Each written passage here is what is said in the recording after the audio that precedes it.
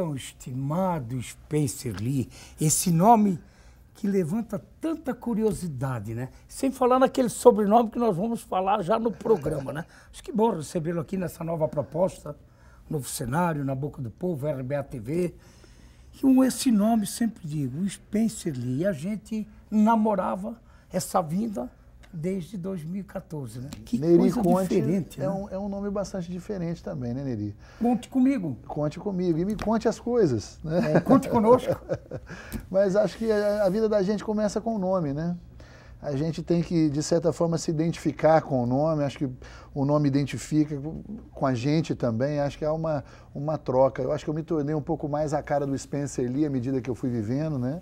Assim como você, um pouco mais a cara do Neri Conte. É engraçado desse nome é que eu costumo brincar, né, pelo tamanho do nome, que com 18 anos eu já sabia ler e escrever meu nome. Foi fácil, né? Depois de fazer cursinho, eu já sabia ler e escrever meu nome todo. Quer dizer, o Spencer Lee e o sobrenome? Christian Fjos Drissen Van Dyke. Como é que é? Como é que é? Aí, Spencer Lee, Christian Fjos Drissen Van Dyke. Acho que um pouquinho de sangue aqui assim. Será que eu mordi? É difícil, esse nome complicado. A gente morde na língua. A língua. Para falar, morde na língua. Você é holandês? Na verdade, eu sou brasileiro, mineiro, né? Com essa cara de pão de queijo que eu tenho aqui, mas meu pai veio para o Brasil com 16 anos de idade, trabalhou como guia turístico no Rio de Janeiro, né, morou em Petrópolis, também no Museu da Rainha como guia turístico. E na época a hidrelétrica de Furnas estava sendo construída por então o nosso presidente, o Ernesto Geisel, descendente de alemão.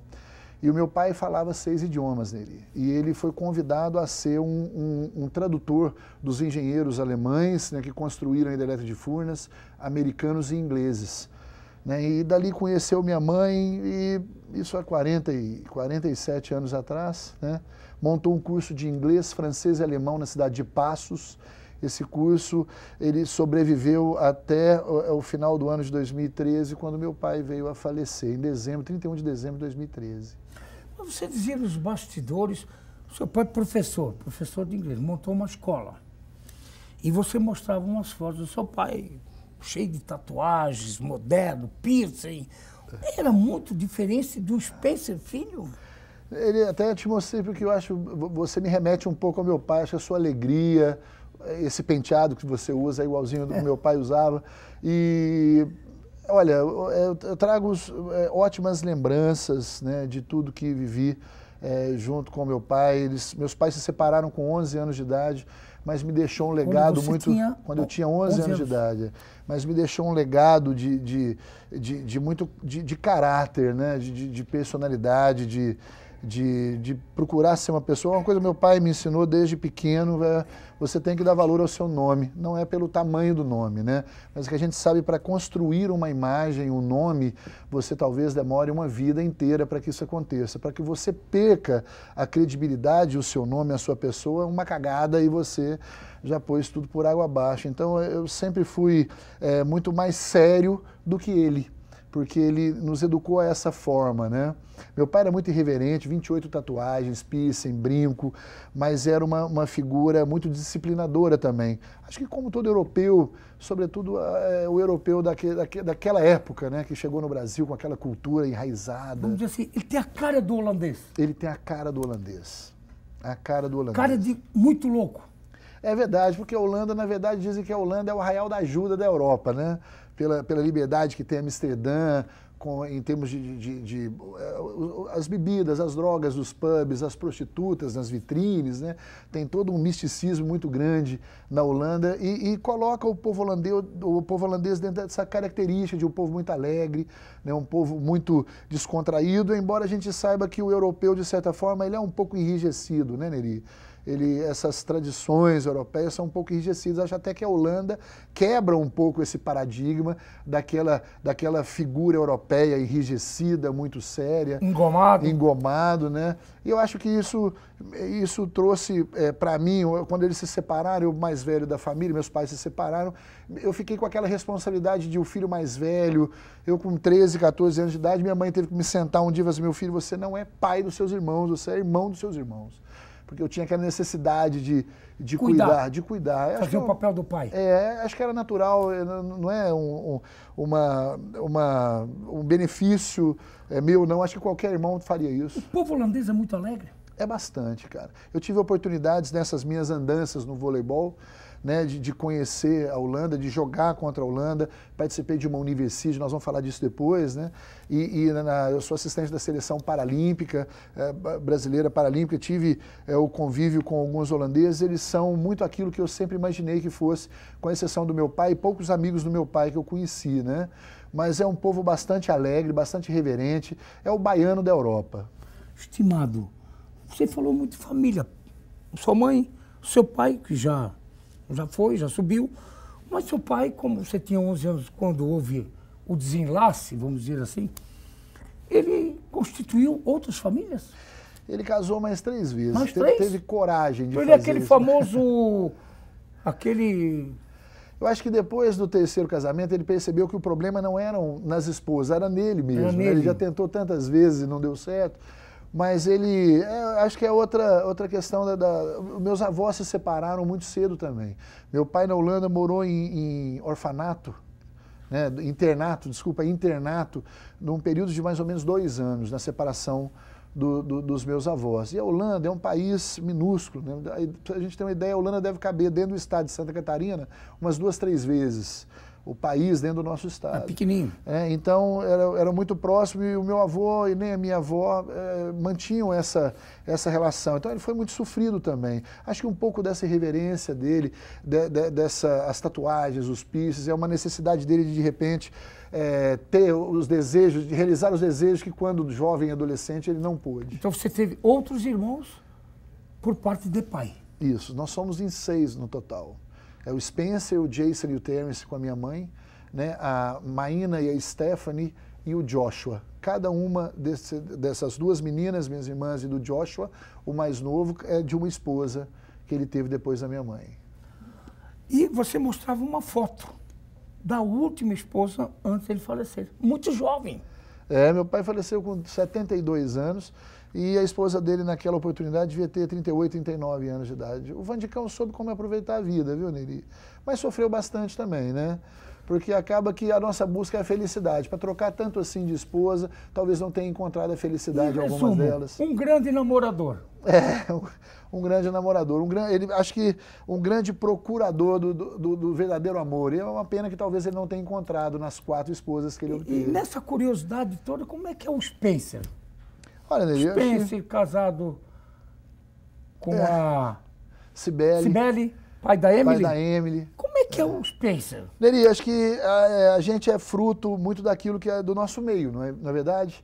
Né? Eu tenho um irmão hoje de 40 anos e um de 39 anos, solteiros os dois, porque eu acho que todo esse desajuste familiar tirou deles esse desejo de constituir uma família, pelo menos até agora, e em mim foi diferente, sabe? Eu tive vontade de ter uma família diferente. Por exemplo, você fala, meu pai, 28 tatuagens, eu só tenho essa do Gorbachev natural, que eu já vi com ela.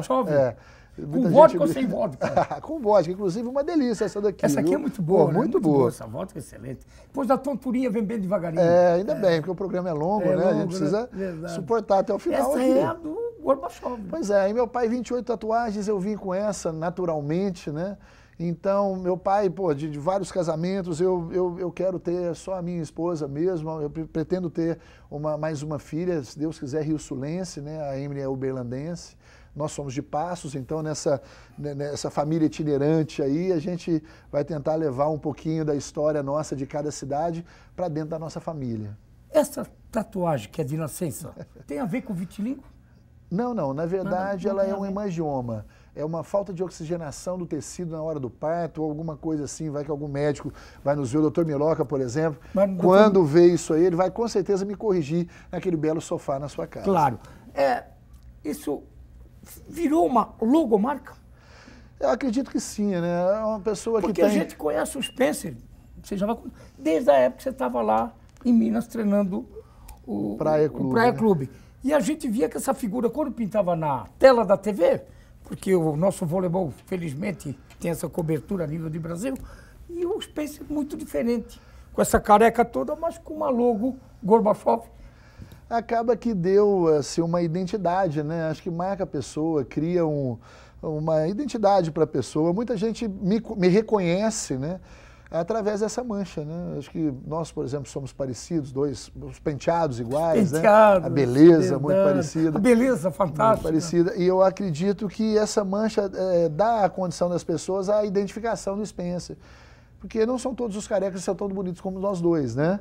Esse óculos cor de laranja. E essa mancha é o que nos diferencia da maioria dos carecas que a gente conhece. Vê se eu fico a cara. Coloca aí, que vai ficar bem com você. Ó, vai ficar um espetáculo. Pô, de costa é a cara, fala a verdade. É um espetáculo. Eu posso dizer que eu de costa sou a cara do Neri. Olha só que... Show de bola. Como é que era o Spencer, garoto, estudante, e o esporte que veio. Hoje você é uma referência nacional, brasileira, e por que não dizer uma referência mundial no voleibol. Vamos falar do Spencer lá quando garoto, envolvido com o esporte, estudante. Apaixonado com o esporte, eu pratiquei tudo que poderia praticar, natação, handebol, judô, karatê, na época não tinha o jiu-jitsu, né? A gente não tinha rugby, que hoje é comum, hóquei, né, sobre patins, acho que tudo que eu podia praticar, eu pratiquei. Eu fiz natação durante muitos anos, também problema de bronquite, asma, era praxe, né? O médico indicava. As coincidências, o doutor Emílio está aqui, o Miloca, ele sabe que eu também sofro muito disso. Mas não, que coincidência. Isso é mais uma característica, né, que nos iguala, nos coloca nesse nível de beleza. Bombinha também, estimado. Bombinha eu procuro evitar, justamente porque isso acho que tem alguma sequela cardíaca e tal, eu procuro evitar. E no esporte, quando garoto estudante, você já fazia o voleibol? Já fazia voleibol. Eu voleibol. costumo dizer que eu fui semi-profissional no voleibol. Eu joguei até meus 18, 19 anos de idade, na Sândalo, em Franca, na Eberiza, em Ribeirão Preto. Né? E eu gostava de muitas modalidades esportivas. Aí eu resolvi escolher uma para eu poder levar um pouquinho mais a sério. A natação, que era o meu principal esporte, era muito monótono o treinamento da natação. Né? Você, o azulejo, é muito sozinho. E o voleibol, o basquete, enfim, o esporte coletivo, ele dá um lazer, um entretenimento diferente pra gente. Porque por mais que você vai praticar o mesmo esporte, as situações que acontecem são diferentes a cada momento. A natação é aquela coisa muito repetitiva, né? Aí escolhi o voleibol, né? Joguei esses 2 anos, os últimos 2 anos da minha estada ali na região sul de Minas e São Paulo, e depois fui fazer educação física, né? Fui fazer um cursinho em Ribeirão Preto, eu já jogava lá nesse último momento. Estimado, nós vamos falar muito de voleibol ainda. Vamos embora. Mas nós vamos ao nosso intervalo.